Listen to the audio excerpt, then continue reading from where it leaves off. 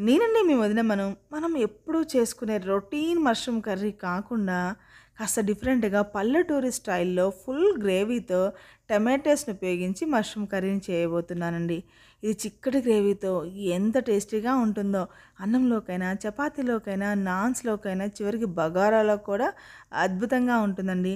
ఇంత అద్భుతంగా ఉండే కర్రీని ఇంట్లోనే సింపుల్‌గా ఎలా చేసుకోవాలో చూసేద్దాం. దీనికోసం హాఫ్ కేజీ టమాటోస్‌ని, 2 ఆలుగడ్డల్ని, 4 పచ్చిమిర్చిని, 2 ఆనియన్స్‌ని తీసుకోండి.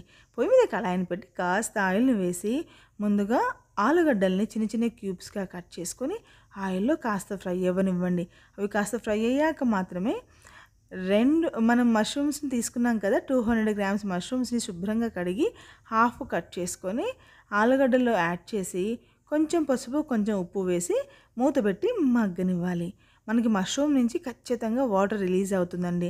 ఆ రిలీజ్ అయిన వాటర్‌లోనే మనకి ఆలుగడ్డ, మష్రూమ్స్ 80% ఉడికిపోతాయి. అంటే సాఫ్ట్‌గా అయిపోతాయండి. అలా సాఫ్ట్‌గా అయ్యాక మనం ఈ మష్రూమ్, ఆలుగడ్డల్ని ఒక ప్లేట్‌లోకి తీసుకొని పక్కన పెట్టుకోవాలి. వీటిని మనం చివర్లో యాడ్ చేయడం వల్ల ఆల్రెడీ ఉప్పు పట్టి ఆయిల్‌లో ఫ్రై అయ్యి ఉంటాయి కాబట్టి మన పంటి కింద తగులుతూ చాలా టేస్టీగా ఉంటాయి మన గ్రేవీలో. కాబట్టి వాటిని పక్కన పెట్టుకొని అదే కడాయిలో ఇంకొక టేబుల్ స్పూన్ ఆయిల్‌ని యాడ్ చేసి ఒక టేబుల్ స్పూన్ వరకు తాలింపు గింజలు యాడ్ చేయాలి. ఆ తాలింపు గింజలు కాస్త ఫ్రై అయ్యాక 2 రెమ్మల కరివేపాకుని యాడ్ చేసుకోవాలి. మనము ముందుగా తీసుకున్నాం కదా 3 ఆనియన్స్ యొక్క స్లైసెస్‌ని, 4 పచ్చిమిర్చి యొక్క స్లైసెస్‌ని కూడా యాడ్ చేసి కాస్త ఉప్పు వేసి మూత పెట్టి ఆనియన్స్ మెత్తబడేంత వరకు మగ్గనివ్వండి.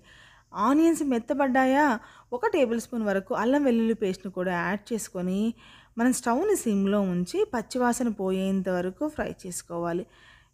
దాని తర్వాత మనం కాస్త ఫ్రెష్ మెంతికూరను కూడా వేసి ఒక్కసారి కలిపి కొంచెం పసుపును వేసి మనం హాఫ్ కేజీ టమాటోస్‌ని తీసుకున్నాం కదా! ఆ టమాటోస్‌ని కూడా చిన్న చిన్న ముక్కలుగా కట్ చేసుకొని కాస్త ఉప్పును వేసి ఒక్కసారి కలిపి మూత పెట్టి మగ్గనివ్వండి. ఎంతసేపు మగ్గనివ్వాలి అంటే మన టమాటోస్ మొత్తం సాఫ్ట్‌గా అయిపోవాలండి. అంటే మెత్తగా అయిపోవాలి. అలా మగ్గనివ్వండి. మనకు 5-10 నిమిషాలు సమయం పడుతుంది.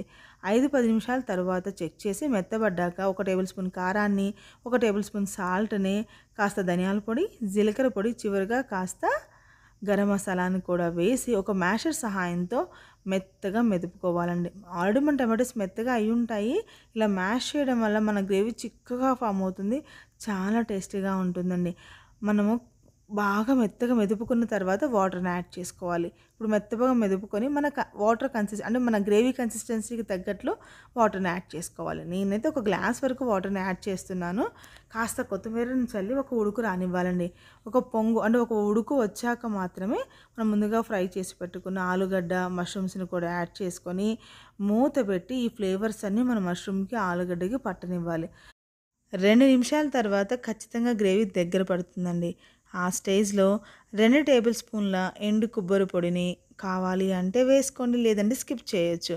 కాస్త కసూరి మేతిని నలిపి వేసుకొని ఒక్కసారి కలిపి చివరిగా కాస్త కొత్తిమీరని వేసి స్టవ్ ఆఫ్ చేశామంటే ఎంతో టేస్టీగా చిక్కటి గ్రేవీతో మంచి అరోమాతో mushroom tomato gravy curry ready అయినట్లేనండి. మీరు ఖచ్చితంగా ట్రై చేయండి.